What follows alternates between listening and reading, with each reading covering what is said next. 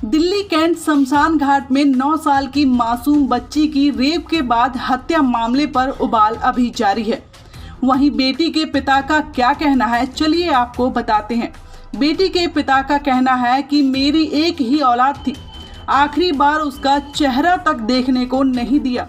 आपको बता दें कि दिल्ली कैंट थाना इलाके में शमशान घाट में बच्ची की रविवार शाम संदिग्ध मौत हो गई थी। शमशान घाट के पंडित और 3 अन्य लोगों पर गैंग रेप के बाद हत्या कर शव जलाने का आरोप लगा है। पिता बताते हैं कि रविवार शाम करीब 5:30 बजे उनकी बेटी शमशान घाट में पानी लेने गई थी, जिसके बाद से वो वापस नहीं आई। बेटी के पिता ने आगे ये भी बताया कि पंडित ने कुछ लोगों को भेजकर मेरी पत्नी को बुलाया था और बताया था कि तुम्हारी बेटी नहीं रही। जब पूछा गया कि क्या हुआ तो पंडित ने कहा कि वाटर कूलर में करंट आने की वजह से वो मर गई है। पंडित ने कहा कि पुलिस और डॉक्टर को बुलाने की ज़रूरत नहीं है, यहीं पर बच्ची का अंतिम संस्कार कर देते हैं और एक कागज़ पर दस्तखत करने को भी कहा।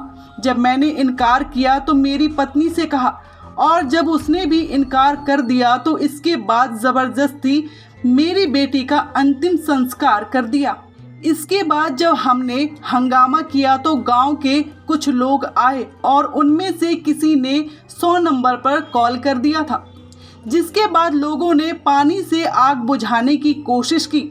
तब सिर्फ मेरी बेटी की खोपड़ी और पैर का कुछ हिस्सा ही बचा था। पिता के मुताबिक भीड़ को देखकर पंडित ने मुझसे अपनी गलती मानी और कहा कि गलती हो गई, पर मामले को यहीं पर खत्म कर देते हैं। बेटी के पिता ने यह भी बताया कि पुलिस ने शमशान घाट पर हमसे कोई बात नहीं की, लेकिन देर रात 2:30 बजे थाना लेकर गए और वहां पर जाकर बातचीत की और तभी हमने बताया कि मेरी बेटी के साथ रेप हुआ है, लेकिन वो हमारी बात सुनने को राजी नहीं थे।